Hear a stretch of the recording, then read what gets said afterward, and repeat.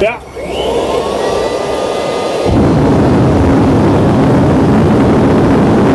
I'm Dan Semenchuck. I've been in the Valley of the Sun for about 30 years now, and what I started realizing was that we are really spread out as a metropolitan area. And we have a lot of really talented folk, a lot of really creative folk. And the whole idea was to try and get creative people together on a regular basis to build a creative community.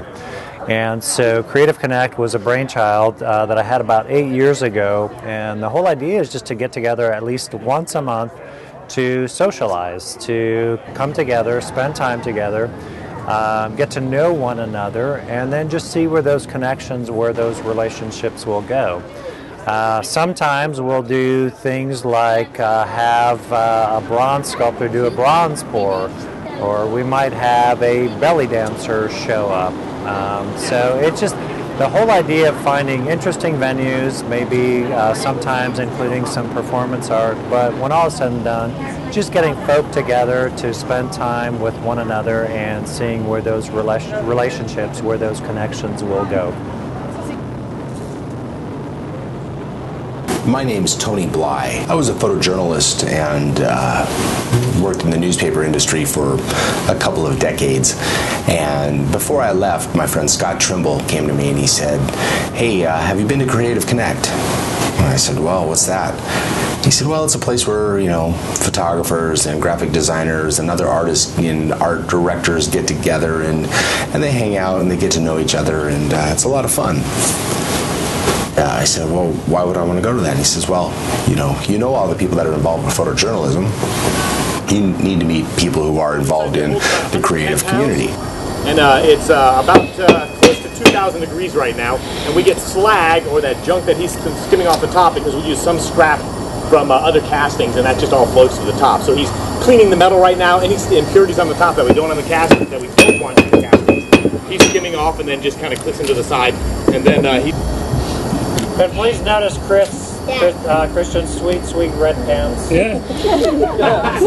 And silver jacket. Yeah. Very nice.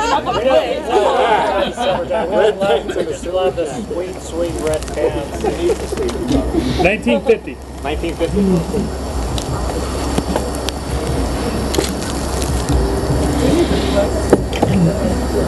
Carry that. Yeah.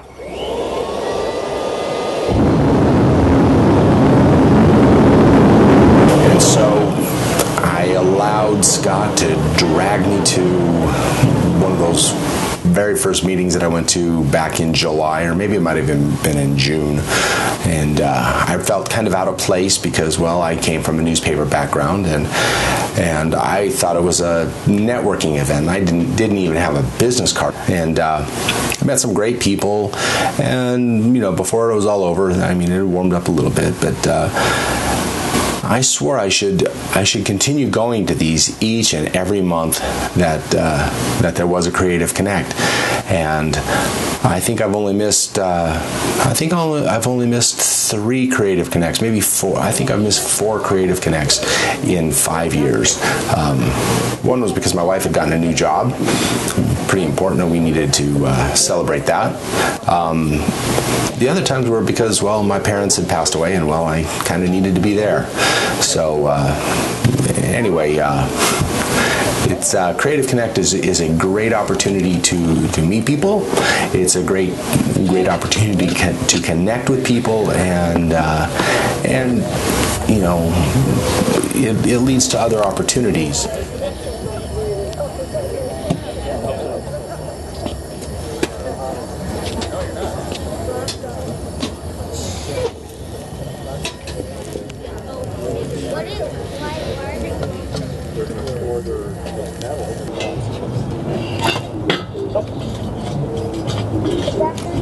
See what I mean by right now?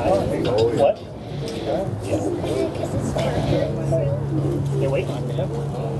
Okay, up. Go around that way. Bus first. Use a bus first. Yeah. Watch your toes down there, guys. You got it.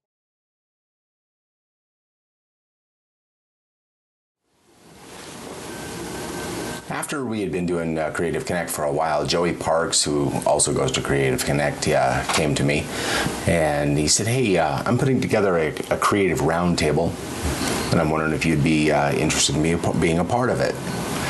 And I said, "Well, tell me a little more about it." And he said, "Well, I want to get together some people from the various disciplines. You know," he said, "I'm a writer, and you're a photographer, and we've got some graphic designers and other artists that we want to get together, and we want to discuss the business of being creative.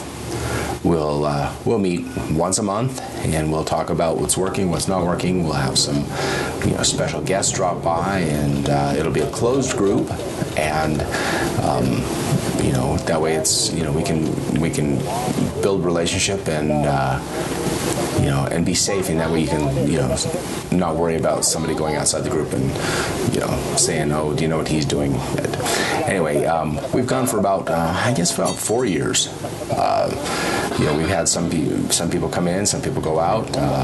We've had everybody from a classical pianist to myself and other photographers. It's really been a great group to be a part of, because we can talk about marketing. There are some concepts that are universal to everybody. How do you market to people? How do you meet people? Where do you go? What do you do? What works? What doesn't? Also, it's good to be able to, once a year we bring in a portfolio and we show what we're doing. And so everybody's very familiar with our artwork. And not just who we say we are, but we're showing who we are. And everybody is able to provide a little input.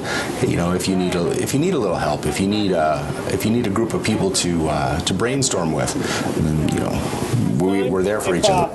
If Christian hadn't screwed up the first time, we wouldn't have to redo it. But because of Christian, now we have to go this little extra part, unfortunately.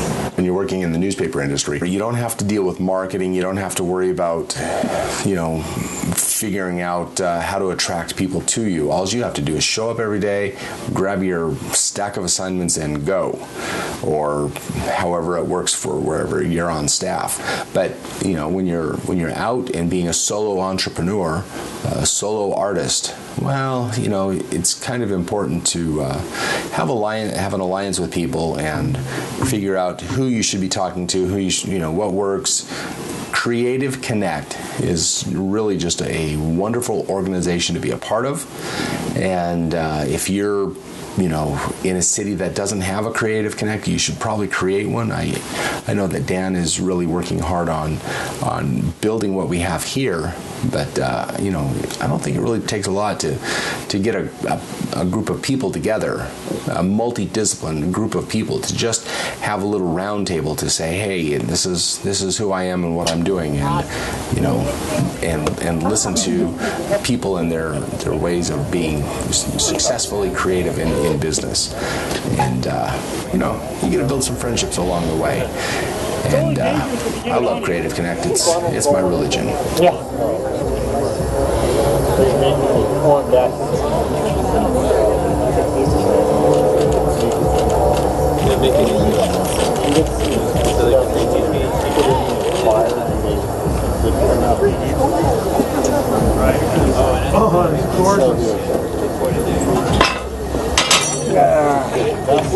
Sorry. Go ahead, get right in there. Go ahead. You gonna pour one more ingot? No, that's it. From the beginning, what happens is artists work in different materials. You can start with, I work primarily in wax myself and or clay, and then a mold is taken off of that, and then from that, the casting process started. You can actually start with any material that you want, taking a mold off. As long as you can take a mold off of it, you can cast that object. So sometimes artists work in glass, sometimes steel, sticks. They'll take found objects, taking a mold off of them, and actually going from that way. So I'm going to kind of tell you about it. One of the projects that we're actually doing this evening is for the Coast Guard, which is there's a Coast Guard cutter that sails out of Kodiak, Alaska, and our founder was commissioned to do the portrait bust of Douglas Monroe, who's the only Coast Guard Medal of Honor winner, and the bust that we poured right there is of him. So we got the commission to actually cast the bust and then actually deliver it by January 1st up to Kodiak. Why in the middle of winter, I don't know. That's just the way to do it. So I'm going to kind of tell you a little bit. If you were in the studio, there's a clay that's sitting on the table in there, and that is the portrait of Douglas Monroe. So I didn't actually sculpt that. I actually hired a guy to do it because I can't sculpt like that. Like, he does really great illustrative work, and he's really, really fast. I could probably struggle with it, but it wouldn't look as nice. So